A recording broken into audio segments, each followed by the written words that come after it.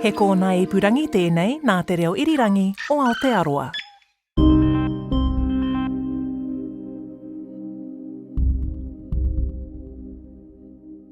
Hi, I'm Paul Roy, and just a word of warning. This series contains graphic descriptions of rescues and fatalities, as well as some spicy language. Although at times confronting, they are the unfiltered reality of the work of land search and rescue volunteers and those that have been rescued. So if unsettling personal stories affect you, a strong cup of tea might be in order. Episode 7. Accidents do happen.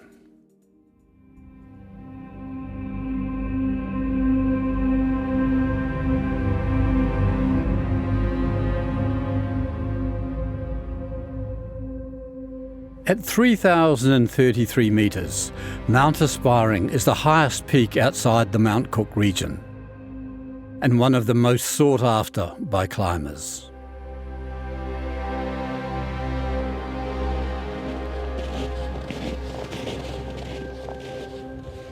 These days, the easiest route, the Northwest Ridge, is seen as a moderate climb, although it is far from easy to get to the mountain itself. And there have been multiple fatalities over the years. I have had 3 cracks at aspiring myself, denied each time by bad weather. And I once spent 5 days trapped by a storm at the old Colin Todd hut, a no-frills but very welcome refuge from the elements. These days, there is a very comfortable 12-bunk hut built in 1996, and part of our story today. I'm Cameron Mulvey and I'm 49 years old and I was born in Christchurch here. We're a very outdoors family, grew up, the usual sort of lots of tramping holidays and ski weeks through the winters. By the time our story takes place in 2008, Cameron, known to his friends as Cam, was an experienced climber and has spent a lot of time in the hills. I was only 20 and joined the Canterbury Mountaineering Club and then got into the bigger mountains and done 3 ascents of Mount Cook, Mount Sefton, Mount Aspiring, ice climbing, routes up to sort of grade 5. So I developed a friendship with a Finnish girl that was travelling around New Zealand at the time, and she'd just done a course with Alpine Guides, a technical mountaineering course. She was quite keen to get out and do something, and we discussed some ideas, and she said she would love to climb Aspiring, so I was open to it. We drove down, we spent a day or so at Paul Rogers' place, who was one of the local guides and part of the search and rescue team. I'd known Paul for a long time because it's a small community in the mountaineering sort of world. Paul Rogers, an important part of this story, was a professional guide, a land search and rescue member at the time. Everywhere I've been, I've sort of ended up in the volunteer space, worked in search and rescue on the payroll in Antarctica, done about 10 years in the central North Island where I've been part of the Ruapeo Alpine Rescue Organisation. And was about to go on his own 7-day trip to the West Coast, guiding a client. I was busy working for adventure consultants. Cam and Ano Rutsoi came down and camped on my land and were off to climb Mount Aspiring together. So he said goodbye to his friend, wished them well on Aspiring, and left for his trip, expecting to catch up with them when he got back to Wanaka. And then we got a hold of the helicopter company, managed to get the flight into Bevan Cove instead of walking in. There are 2 main ways in on foot to reach the base of Mount Aspiring. But in good weather, climbers can fly into Bevan Cove at 1,850 metres. This avoids a long climb from the valley, with only a 2-hour traverse across the Bonar Glacier to the isolated Colin Todd hut. The hut is at the base of the Northwest Ridge of Aspiring, the most commonly climbed route. This is what Cam and his friend Anna did on March the 3rd, 2008. They pitched their tent outside Colin Todd hut, which was full with other climbers and some guided parties. Following day might have been something like 5 o'clock in the morning, which means getting all your gear together and having breakfast. And then we just continued on up the route, and I think we came across Alan and Andy. And we got chatting to them somewhere along the ridge, which was starting to get into quite towery, gendarmed, sharp, exposed rock country. And we decided to climb together. What was your impression of the experience of the other two guys? Alan was obviously very experienced. We were obviously the leaders of the two out of the group. So he was in charge of Andy. I think Andy was someone he spent some time with at the Melbourne rock climbing. Andy was not experienced, very, very new to big mountains and snow and ice work. I led through the certain sections and we used the rope quite a lot, and that really, really slowed things down, especially as a team of four. A bit further up the ridge, probably 2,500 metres, well below the ice cap. We decided that it wasn't going to happen, so we decided to return, and took just as long to get back. So we arrived sort of sometime in the evening. The following day, undeterred, Cam, Anna, Alan and Andy had another crack at aspiring, but were forced back by strong winds close to the summit. They returned to Colin Todd Hut late in the evening, exhausted. The following morning, very tired from their 2 days on the hill, the party of four was slow to get moving, despite being a long way from the safety of the valley, with the weather threatening to break. We looked across the Bonar Glacier from the hut windows, and you could see the big cloud was coming in and the visibility was disappearing. It would come back, and it was like, this isn't going to last much longer. And there was a bit of a sense of urgency that, okay, we're not going to have a rest day, we're going to have to get out of here. They packed up quickly and left, heading for Bevan Cole and the safety of the valley. Also staying at the hut were guide Dave Alderson and his clients, who were heading out. He might have left something like probably 8 or 9 o'clock in the morning with his client, and we were getting later into late mornings. We'd seen Dave get across. We were a few hours behind and probably missed that crucial window to get down, because once you're down in the sort of head of the valley, you're fine. You can just walk out in the rain. The start of it was okay, getting down and into the middle. Then the whiteout and the snowstorm and the blizzards began. We're in the thick of it, in the middle of the glacier. Then things just rapidly changed. We had to navigate with compass to get to Bevan Cole itself, and we knew, things are getting serious, we've got to get to shelter. And we decided to put some tents up and wait it out. Alan and Andy set up their 2-man north tent, while Anna and I set up her very fancy multi-$1,000 tent. And this is getting organised under duress. We're starting to get hypothermic. We've relatively stopped moving apart from putting up a tent. And so we start bumbling around, making mistakes, and managed to trip over one of the guy ropes, put my hand out and rip and shred a massive hole in the tent.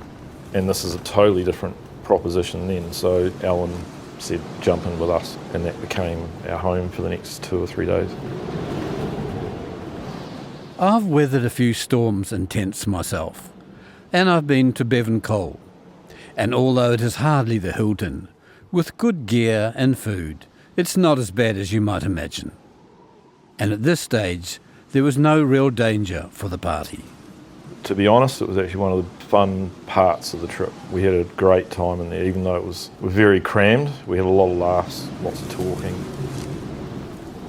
sleeping in and out, that kind of thing. You're in a big storm, it's quite atmospheric. It did start getting a bit claustrophobic, after the second day. We had plenty of food. We had goodies and snacks and sweets and things. We could have weathered it out for multiple days in that tent.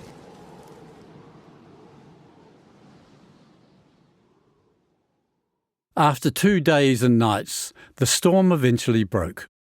The things had quietened down, it had stopped snowing, it had stopped blowing. We're in very thick cloud. And within a matter of time, it's going to be clear enough for us to get going. But it wasn't then, so we're still in sort of chill out mode, not rushing.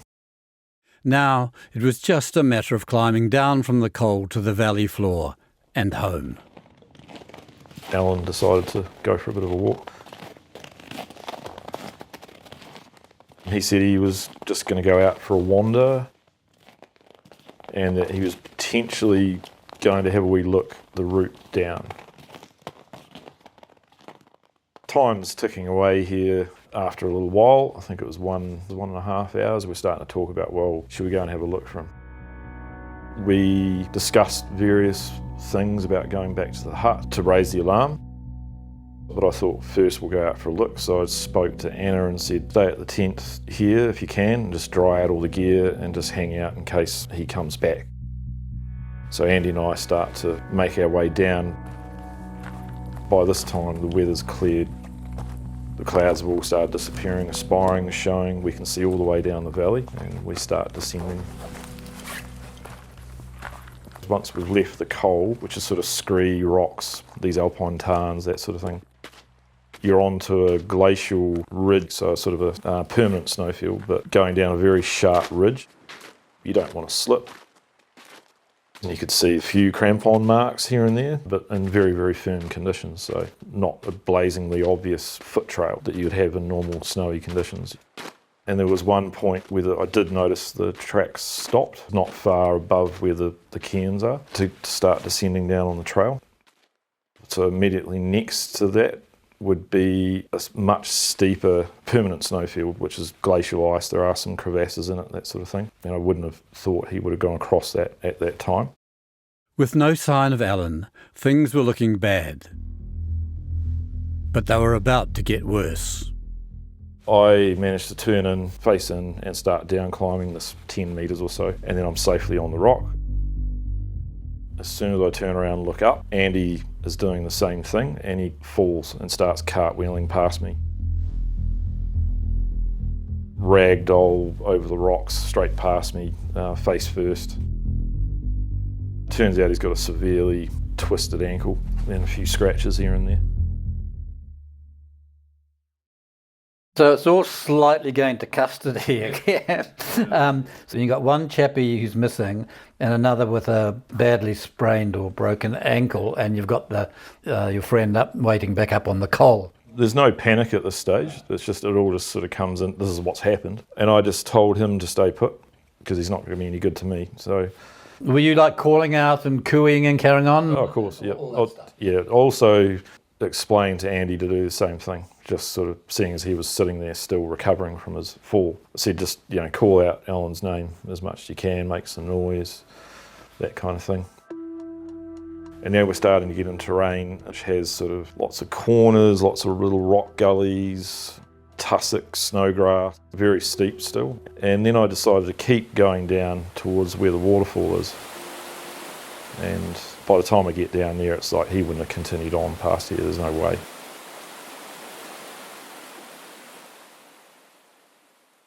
The waterfall Cam mentioned is a long way down towards the valley floor, a very thorough search. By then I'm realising, okay, if he's not back at the tent, then he is missing. So that's when I make my way back up to Andy, and we managed to get him back up, hobbling to the tent, and this is 5 p.m. by now. I'd been searching for around about 4 hours. And when you went back up to the tent, were you hoping against hope that... Yeah, I was hoping he was there, but as soon as I knew that he wasn't, I was like, we're in big trouble now. Yeah, because it's been 5 hours, he's disappeared, so something very serious has happened. So Cam, what's that like, that feeling when I've never been in that position, when you realise, oh fucking hell, this is really serious now, we're not just got someone with a broken ankle or... There's no panic or anything, quite worried. It's not a good feeling at all. There's a lot of adrenaline flowing around and trying to go over scenarios in your head of what has happened. And that was when I was about to make the call to head back to Colin Todd and raise the alarm via the radio, because we didn't have PLBs back then.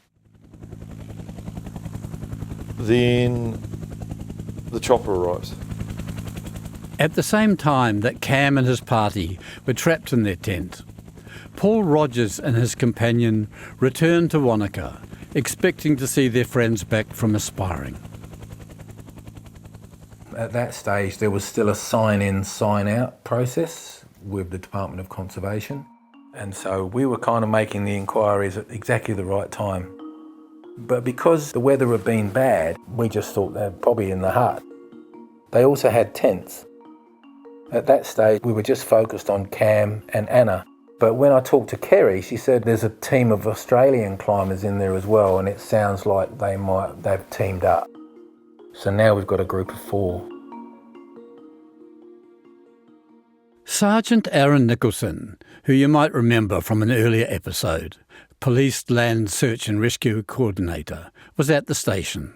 Paul had contacted me and he'd said that, there's some people overdue and the party was staying with him and they should have been out a few days ago and they're up in the mountains and the weather's been this and that. Yeah, very much an overdue thing. They might make it out at some stage. There's no reason to believe that they're in any danger or drama. We go and do, search and rescue when we know something's happened. So you're balancing things and it's a fine line sometimes between do we commit to this or do we just wait? Often waiting out, you get a result. Someone's late, delayed, overdue because of weather or slowed down and they finally get back to their car. Paul was, he just wasn't happy with that. Yeah, I'm not sure, we should go and have a look. Okay, we don't just go and have a look. If we're going to do a search SAR job, we need to understand the parameters of it and the background and then make a collective decision that it warrants a response. And then next day he came back again and he was a little more convincing and another day had gone by and I thought, yeah, okay, this makes sense. You will fly up and if they need picking up, we'll pick them up. If not, they can carry on their journey and they're just late walking out.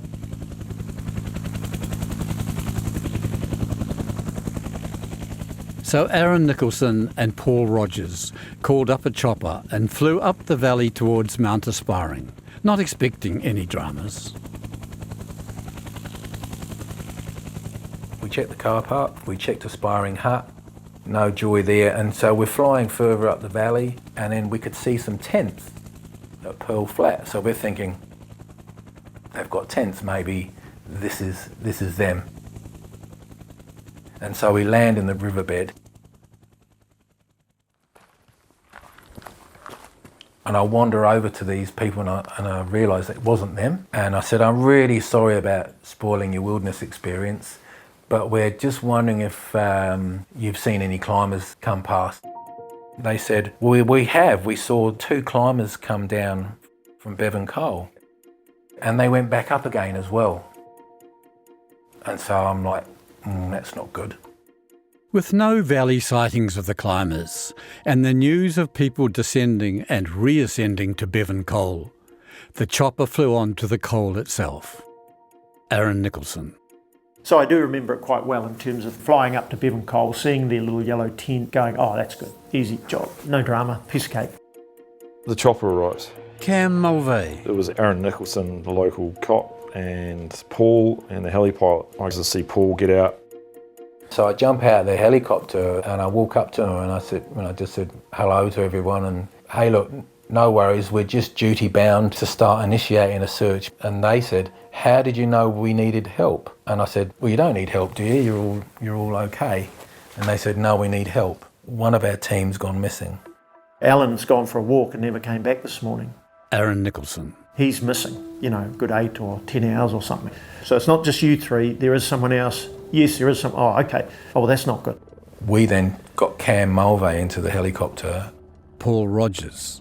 We just flew down and I said, I want you to tell us where you saw his crampon marks in the snow. I do remember hovering above that sort of glacial shelf where I last saw Alan's marks. I told Paul, this is a key spot. This is where I last saw his crampon marks. And we thought, well, if he's got down somewhere and just injured himself, and he would injure himself by slipping and landing on the rocks or something, or rolling an ankle or leg or break an arm on the rocks, we'd fly that area quite quickly and find him, and we didn't. We ramped that up into a full-scale SAR operation from there. Brought all the Alpine Cliff Rescue team members in, and they started a search, divided people up into teams and started searching the actual flying around, doing the ice sections and doing the rock sections. Still couldn't find anybody, no indication of where he'd gone, no sign, no clues, no marks, no gear left behind, nothing to work off.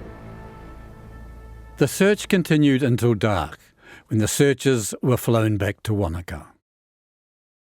The next day, still in beautiful weather, a full team of 14 plus search and rescue volunteers, all mountaineers, flew back to Bevan Cole and scoured the difficult terrain extensively, above and below the col.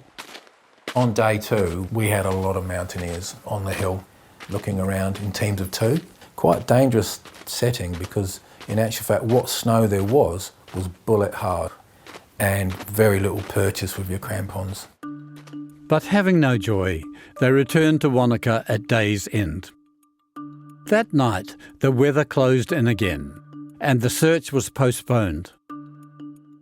A big discussion about possibly falling down a slot, Aaron Nicholson. a little bergschrund or a crevasse nearby. On the ice and the rock, a person would stand out. Obviously someone who wasn't responsive because there was no responding to noise and calling and sound lines and stuff. So a bit of a discussion about whether we would risk people going into crevasses. Ups the risk again. But that was decided we would do that, and Paul Rogers was keen to get involved and he was happy to go and do some of that work. Paul Rogers. Day 4, we all flew into Bevan Cole. We slowly worked our way back to the last known point, which was the crampon marks. When Cam identified the last known point, I actually put an ice screw in the ground that made a hole, and that's how bullet hard the ice was. We could see that this is possibly where an accident's going to occur, but it's so bullet hard that there's no sign, there's no blood or anything. So we built an anchor, and in the sail shed there are 50-metre ropes, and so I rappelled down 50 metres, and so I'm penduluming around on this ice, looking in all the little crevices for sign. I then come off the rope at the very end, and it's still bullet hard ice, but the angle's eased off enough, and there's a gap. There's a gap between the glacier and the bedrock, and I walked to the very edge of the glacier, looked down, and there's a crampon, a glove, and an ice axe. I then climb down, pick up the ice axe, the crampon, and the gloves, squeeze underneath the ice, start crawling on my hands and knees down, and all of a sudden I look further down and I can see somebody just sitting there. Alan Beck was dead. And so he does what he thinks is the right thing, which is he seeks shelter. And so he scurries down exactly how I did, underneath the ice, and then got to a point where he could sit on this bench and sit upright. That's how I found him. There was some criticism of aspects of the search in not setting up a rigorous search grid, and an acknowledgement that some of the Landsar team, though excellent at rescuing and recovering people, lacked actual search experience, although in this case nothing would have changed the outcome. To date, we have heard about accidents and rescues in obviously dangerous places, deep underground, on the summit ridge of Oaraki Mount Cook, Rabbit Pass and Cascade Saddle. But accidents can happen almost anywhere and to anyone, even on a so-called easy day's walk. I don't really know what's going on. Hi, it's Jean from the IM Team Cover. Is this a beacon or it's a phone activation to the police? Yeah. So it's, Okay. no, it was a phone activation to... It's 9:30 on Friday night and the call has just come in of a possible rescue off Mount Brewster. On the board here it says a possible head injury, but it's all a little bit uncertain at the moment. 2 rescuers have come in, Davey Robinson, who I know, and another lady who I don't know so well, and they're just beginning to gear up, but they haven't got any precise instructions yet of what's needed or when they can go. What's your ETA on being able to get you here? I'd say we were 30 minutes. 30 minutes to 1? Okay, cool. Cheers. Thank you. Keep in touch. Yeah, cheers. That is the voice of Davey Robinson, a very experienced mountaineer and guide who over 25 years has carried out dozens of high-level rescues and recoveries from the Wanaka Land Search and Rescue Base. Prior to this call-out, Davey has been on a number of search and rescues to Mount Brewster, a popular destination close to Wanaka. So we've got the issue around the terminal lake on the Brewster Glacier being on Instagram at the moment. And so this past summer was 3 tourists we had to pick off at night off Brewster. So no real outdoor gear as such. No navigation equipment, relying on their phone for route finding the whole time. And they just shouldn't have been there. Massive, massive overreach. These people had done the classic as usual, managed to get into the terminal lake, slightly poor weather on the way out. They've not been able to retrace their track, and they've done that thing is where they get dragged downhill. So subconsciously, you'll always try and go downhill because it's easier. So they've been sucked out, and they've ended up on these very, very steep, almost vertical bush, and they've kept going, kept going, kept going. They've got themselves in a position where they can't go any further. They don't have the confidence to turn around and go out. It's getting dark, and then as it gets dark, they panic. But they were able to use their phones, and they were able to get a message out. There was 3 of them, so we had to do 3 winches out at night in really bad weather and very, very difficult terrain.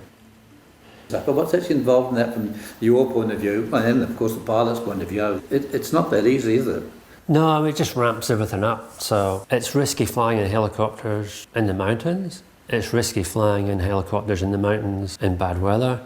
You know, all your safety margins are reduced.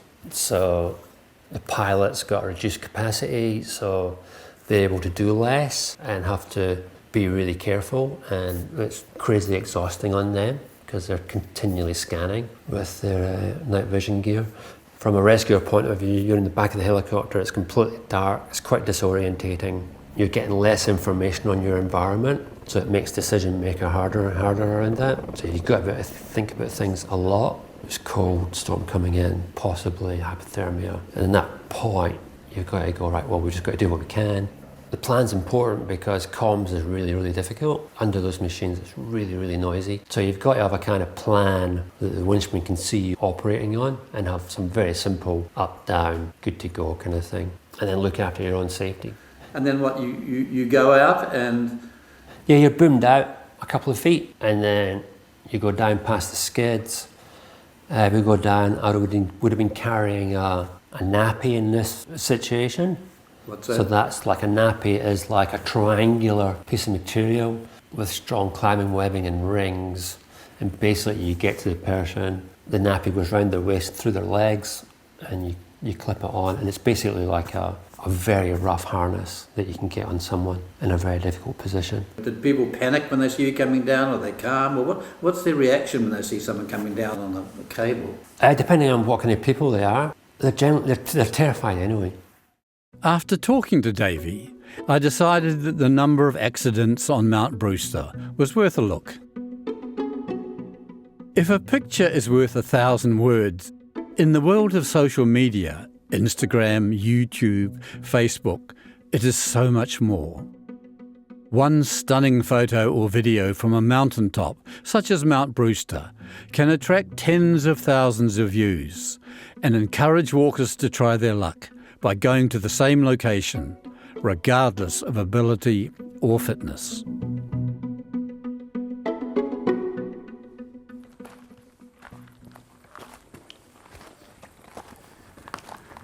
G'day. I'm doing a radio program about search and rescue in the outdoors. Can I ask you a question? Yes. Where are you from? From France. And how did you know about Brewster and this walk? Social media. Do you have a locator beacon or anything? No. Okay. No, we won't have problem. Life in the backcountry, when I was a young man, used to be simpler, if a little more risky. In the case of an accident, no phones, PLBs, at best a heavy mountain radio.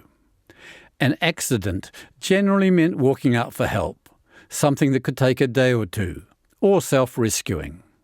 Especially with the rocks. It didn't rain, but if it rained, it becomes really, really dangerous. And if you don't have the good gear and everything, it's can be a catastrophe. These days, alerts for search and rescues can happen in multiple ways. PLBs, InReach, a device that allows the transmission of short messages and tracking, and of course phones, often with a very accurate location. This is all well and good, but social media promoting walks as a must-do, and the peace of mind that comes with PLBs and mobile devices, and a misplaced belief that their phones will get them out of trouble, can in fact be a double-edged sword that encourages walkers to places beyond their ability or experience. G'day, excuse me, I'm doing a radio program. Do you mind talking to me? Of course. Where do you come from? We're from the States, so this is my first time in New Zealand as well. Just said like, oh, we're gonna go see some glaciers. She said, oh, you gotta do Brewster. Like, that's the one you gotta do. So we changed our whole 1 week itinerary to fit this in. An hour's drive from Wanaka is the start of the trek to Mount Brewster Hut, which has fallen victim to what I call the Instagram factor. 10 things you didn't know about Instagram. When the app launched in 2010, it gained... Want to grow on Instagram? Listen up. Just one stunning photo can entice hundreds, if not thousands, of sometimes unprepared tourists to one location. A tramp to see Mount Brewster, the glacier, and its stunning lakes has become hugely popular and a must-do among walkers. It is only a steep 3 to 4 hours from the road. One reason it is so popular for overseas visitors with limited time. There have been multiple helicopter rescues, and people have died. In 2023 alone, there were 8 helicopter rescues and 7 rescues in 2024. On a crisp blue sky day in January 2025, I decided to take a trip to Brewster Hut and the glacier to see what was going on. So I've just arrived at Fantail Falls car park, which is on the Haast to Wanaka Road, and I've got my pack ready, parked my car, and I'm about to set off for Brewster Hut, which is a reasonably climb, especially for someone of my advanced age. I'm very pleased to see at the very start of the track, before you cross the Haast River, which you have to in about a minute, big sign which says, "You are in advanced tramping area. Are you prepared for the challenging hike to Brewster Hut?" There are multiple search and rescue call-outs to this area each year, made by people attempting to cross the river or traverse the unmarked terrain beyond the hut.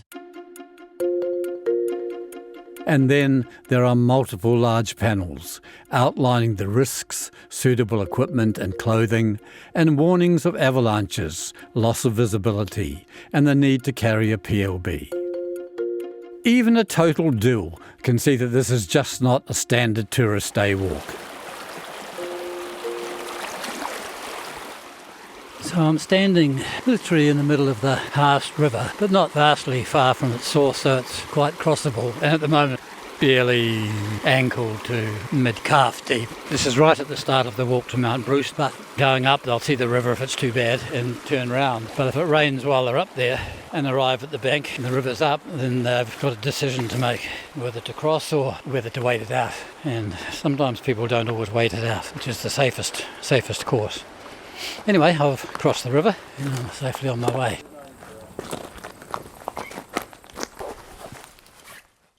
So I came up from the Haast Wanaka Road last night. It's a steep climb up. The normal person would take 2.5, 3 hours. I took 4, but I'm a bit older than most, so I think that's reasonable. And camped the night outside Brewster Hut. The hut was full, so there were 12 people in there.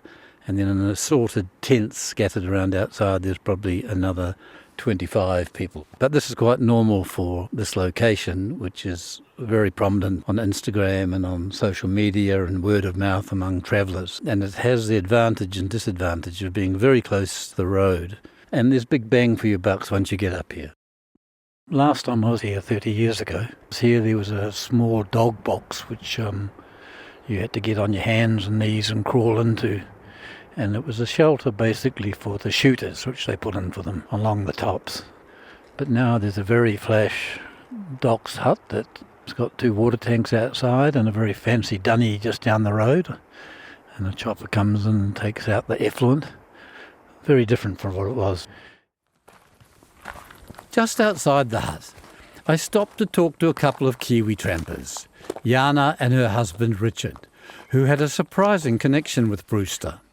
I spent 2 weeks up here doing research on the glacier years ago. Oh, did you? Good on you. So we know it pretty well. And I think part of it's the hut. Like a bookable hut does attract people because they feel like it's kind of organised or something. I was a bit shocked, to be honest, how inexperienced some of the people were. Like when we came up, we were completely clouded in and someone said to me, "Where's Mount Armstrong? I'm going to go and climb it." And I said, well, if you don't know where it is, Don't climb it. might not be the best No, choice that's right. for you. No. Or maybe we might wait till it clears. Jana's husband Richard joined us and summed up the changes well. It's like if you're just driving past and like park it and you've got 3 things to do in New Zealand, this was one of them that happened to work out. And we saw a guy come up in his Crocs today. But did he go over to the lake? Yeah, he kept going. People have got on their phone a picture of what someone else they know has done, that they met 2 days ago and said, you've got to go there. It doesn't matter what you see as a sign. As soon as you've got an ego boost to kind of go and achieve something. And the amplification of social media, pictures and the way people are interacting now it's completely different. Then Richard gave a graphic example of the perils of walks heavily publicised on social media that attract all comers. He was staying at the very popular Welcome Flat Hut, known for its hot springs, but a solid 7 to 8 hours walk in from the road, with numerous unbridged stream crossings. A couple of people turned up, one like about 8 o'clock at night. They had nothing. They just arrived at the hut with nothing. I had no booking, they had no gear, they had no sleeping bag. I said, can you look after me? There's nothing that compares to this sort of onslaught of tourism here that we're experiencing now. I left Jana and Richard and started my own walk to Mount Brewster's glacier and lakes, which is what attracts so many people here. It is an hour or so across a series of broken rocky terraces. Not hard for an experienced tramper, but it does require sure footing and care. And there are no signs or marker poles, only cairns, rocks piled on top of each other to guide the walker. After half an hour's climbing, I reached the ridge with stunning views of Mount Brewster and my destination, and noticed someone 100 metres or so below me, obviously off track on steep country.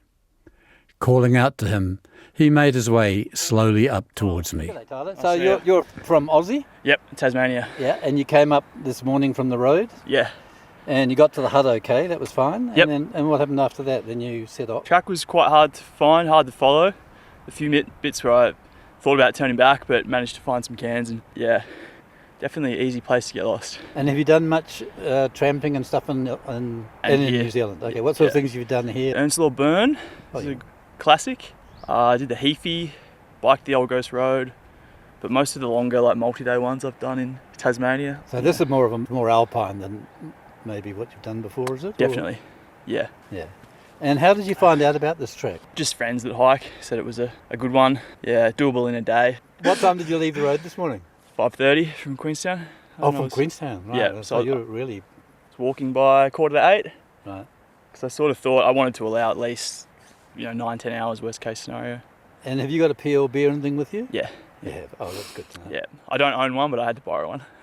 But that's good. Yeah. And I've got my Garmin. Worst case, I can just follow my trail out. You'll track back down again. I'm not going that way. I'm going this way. We got here in the end. Sweet. All right, I'll let you go because you've got a wee ways to go yet.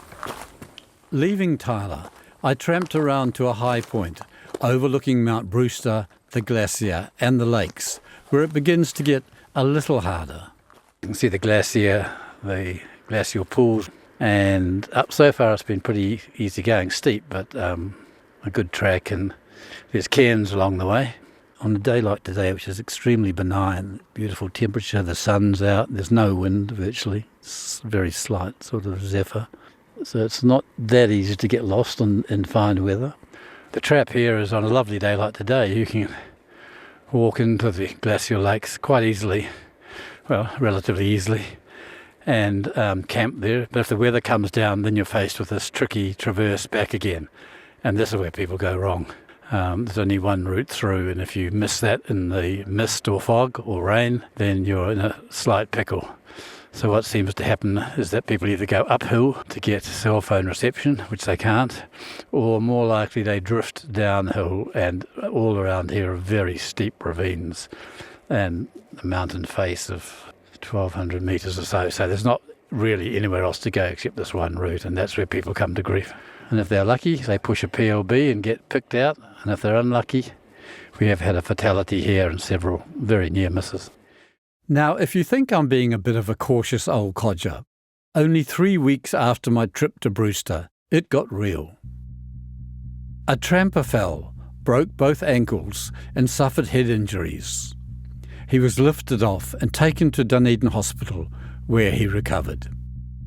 And a week before that, I found myself in the Wanaka Rescue HQ, attending a briefing with Davey Robinson as he prepared for yet another rescue off Mount Brewster. Another person hiking. She's fallen into the water and hit her head on rocks, so there's lots of blood on her head and she's potentially hypothermic. Guys run an hour to get cell coverage, so she's probably fallen on the water and hit her head at around that sort of 6:30, 6:45 mark. I'll brief you in depth about the start to finish of the situation. Great. Okay, so in short, there's a job on them. You guys are it.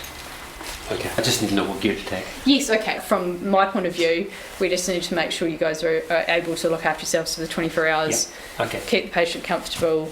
And if you don't have the capacity to be stretchering anyone, I totally get that. The 21-year-old French woman who slipped and hit her head died at the scene of her injuries. It was the second fatality on this popular outing.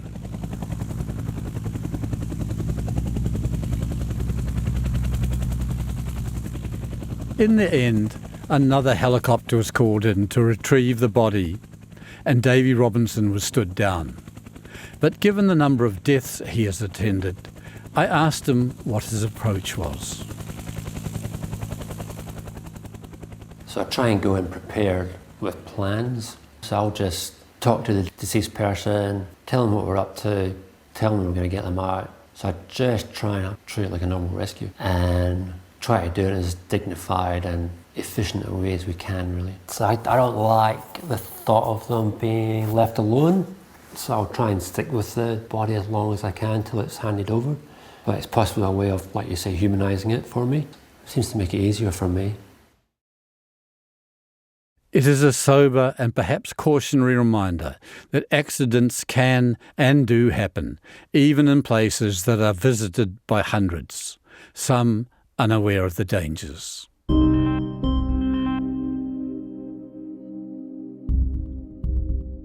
Next time, canyoning can be fun, but at times dangerous. An accident puts both the rescued and the rescuers at risk in a difficult nighttime operation. That all just added up to me being in a rush and making bad decisions. And I could tell by the look of his face it was not good, and he was just like, shit. It was a place that you would never really want to be at night, you know, let alone up the gully, let alone going to an attempt to do a winch job. That's coming up next time on Search and Rescue NZ. And thanks for listening. A special thanks to the Land Search and Rescue men and women who generously shared their experiences. Thanks to the producers of the series, Phil Vine, Justine Murray and Justin Gregory. Production coordinator, Brianna Juratich-Gregg. Executive audio editor, Tim Watkin. Find and follow Search and Rescue NZ on your favourite podcast app or at rnz.co.nz/podcasts.